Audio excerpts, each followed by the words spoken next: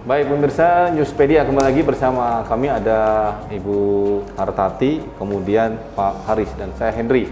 Bagaimana kemudian Sukoharjo tentu saja memudahkan apa saja yang Anda inginkan begitu untuk penanaman modal, investasi dan sebagainya, karena semuanya tersenggala dalam satu pintu begitu ya. Dan ini akan terus dimudahkan dengan beberapa hal begitu, termasuk juga saya dengar kabar ini nanti akan dibangun mall pelayanan terpadu begitu ya. Betul Mas, betul. Ya, sedikit Pak sebelum nanti saya lanjutkan. Mumpung inget ini ya Pak Haris. Itu nanti akan seperti apa, dilokasikan di sebelah mana? Ini masyarakat sudah boleh tahu atau bagaimana? Bisa, boleh tahu. Jadi mohon doa restu Mas dan masyarakat Sukoharjo khususnya dan masyarakat umumnya, pemirsa TATV. Insya Allah tahun ini nanti kita bangun konstruksinya, konstruksinya gedungnya Insya Allah nanti lantai 3 itu berada di sebelah selatan kantor kabupaten, jadi cukup strategis di tengah ya? Iya, di pusat pemerintahan. Pusat pemerintahan memang. Jadi nanti di situ kita harapkan terbangun satu pusat pelayanan gitu. Bukan nanti di situ ada satu tenan-tenan yang kita harapkan banyak instansi yang bergabung di situ. Dinas, kita bersama-sama memberikan pelayanan di satu tempat. Jadi nanti pengunjung itu bisa mendapatkan beberapa pelayanan sekaligus dalam satu tempat. Ketika misalnya KTP-nya mati datang ke situ memperbarui KTP sekaligus mungkin bayar PDPM atau mungkin nanti sekaligus bayar pajak atau mungkin memperbarui NPWP sekaligus ya, nanti kita harapkan seperti itu. Dan kita harapkan nanti konstruksi selesai tahun ini, tahun depan nanti kita pengadaan sarana prasarana dan kita harapkan bisa launching juga tahun depan. Betul. Ya harapannya seperti itu, dan kita doakan pemirsa semoga nanti akan tercapai. Tahun ini konstruksi, tahun depan sudah bentuk jadi begitu ya. Iya, tahun depan saprasnya.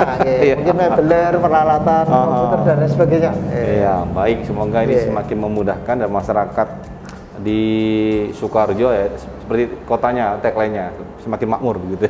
Iya. Baik. Ya, kita mengerucut ke izin pengembangan zona industri ya. Sebelum ke izinnya zona industri itu barangkali pemirsa juga bertanya, industri di Kabupaten Sukoharjo itu di sebelah mana saja, kecamatan mana saja yang termasuk di dalamnya, sehingga paling tidak punya gambaran Anda yang sekarang ini menyaksikan tayangan kami begitu Pak Haris. Yang pertama kami sampaikan definisi zona industri itu apa sih gitu. Di Sukoharjo tidak ada zona industri, adanya zona peruntukan gitu. Zona peruntukan industri. Karena kalau zona industri itu seperti kawasan, seperti kawasan berikat gitu. Kita hanya zona peruntukan industri. Ini sebenarnya tersebar di hampir seluruh kecamatan kecuali kecamatan Meru dan kecamatan Bulu. Meru dan Bulu ya. Kecuali itu. Tetapi dengan Perda Tata Ruang kita mulai tahun 2018 ini pengembangan zona peruntukan industri kita arahkan ke Kecamatan Bendosari, Kecamatan Nguter dan Kecamatan Polokarto. Karena yang lain itu sudah lebih ke arah pertama permukiman, jadi tidak mungkin untuk industri. Kemudian yang kedua itu adalah pertanian lahan pangan berkelanjutan, lahan hijau istilahnya. Lahan hijau, ya. Itu yang harus kita pertahankan, sehingga kita arahkan ke Polokarto, Bendosari, sama Nguter. Itu di sana relatif tanahnya itu tanah ya mungkin tanda hujan dan agak tandus lah gitu, sehingga di sana kita kembangkan menjadi satu zona peruntukan industri.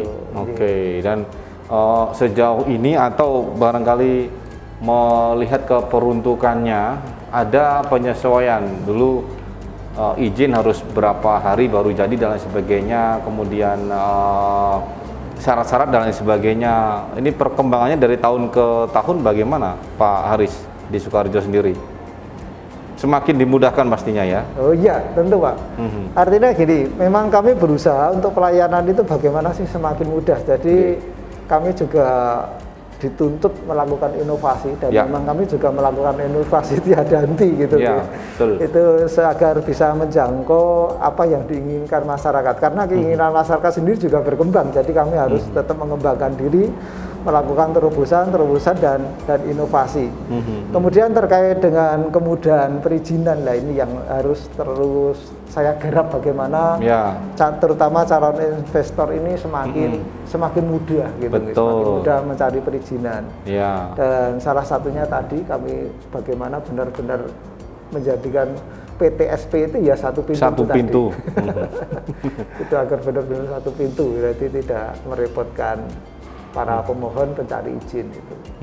Oke, termasuk di bagian penanaman modal ya Bu Artati, berlaku demikian pun adanya, maksudnya dari tahun ke tahun selalu berinovasi. Bagaimana episodenya dan catatannya hingga 2021 ini barangkali perizinan semakin mudah Mas sekarang. Betul. Di penanaman modal bukan hanya perizinan saja yang dipermudah, tapi kita juga mengadakan inovasi bagaimana cara menarik investor datang ke Sukoharjo, dan yang di Sukoharjo pun juga kerasan dan berkembang di Sukoharjo. Bagaimana industri besar bisa bermitra dengan industri kecil, itu kami pegang, sehingga kami mengerjasamakan juga industri-industri kecil yang potensial dengan industri besar yang berkelanjutan. Tentu saja kita juga fasilitasi juga, promosi juga, supaya investor itu tidak balik kanan, Mas. Ya, betul. Nah, itu seperti itu. Memang harus ada inovasi yang itu tadi tiada henti ya Pak Aris ya. Memudahkan segala sesuatunya, dinyamankan begitu adanya. Bahkan sekarang kami menggarap industri-industri kecil, mikro kecil, itu kan juga investor. Betul. Ya, kita permudah, kita fasilitasi bagaimana mereka bisa bermitra dengan industri besar. Merubah mindset mereka juga.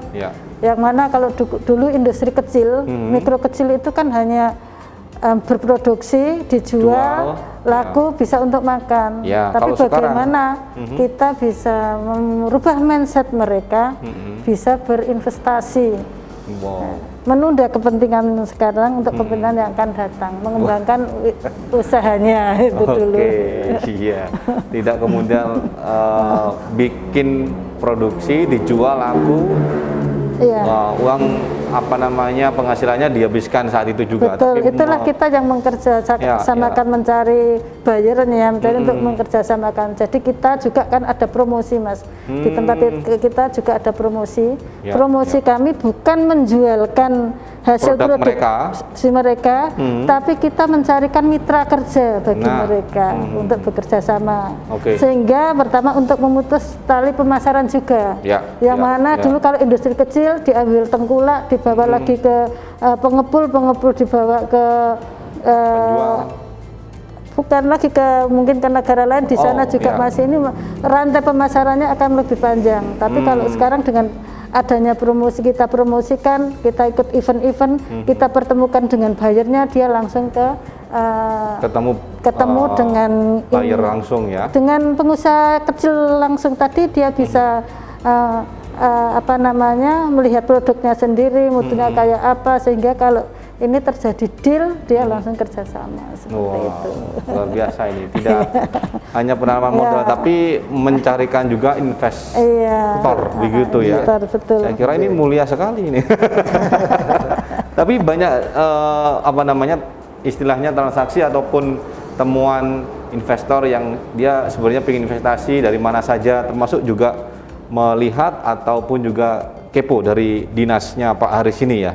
Sejauh ini catatan beberapa bulan atau tahun terakhir begitu, atau bagaimana?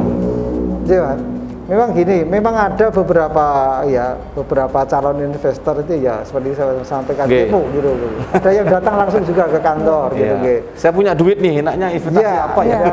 Saya bingung nih Pak Aris. Saya mau investasi.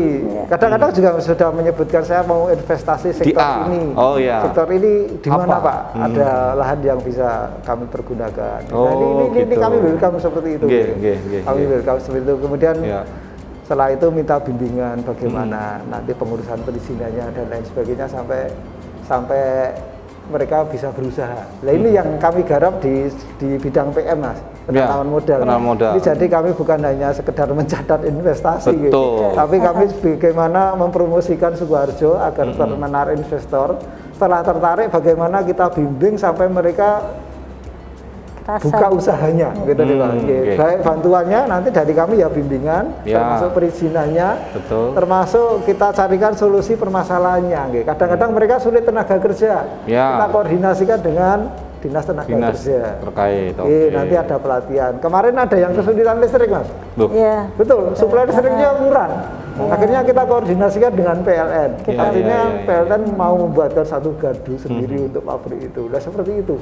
Kesulitan air kita koordinasikan dengan PDAM jadi bagaimana sih kami bisa membantu mereka sampai benar-benar bisa berusaha. Jadi bukan hanya silakan ke Sukoharjo sana ada lahan silakan berdiri selesai bukan hanya itu tidak selesai sampai di situ ternyata tidak hanya sekedar itu bagaimana kami bisa mengawal sampai usaha-usaha itu benar-benar jalan realisasi gitu. Nah itu dia ya sampai curhat air curhat listrik juga ya betul ini benar-benar ada Bu Tati nanti penanaman modal dan penanaman listrik dan air ya. Baik kita jeda sejenak pemirsa tetaplah bersama kami di Newspedia.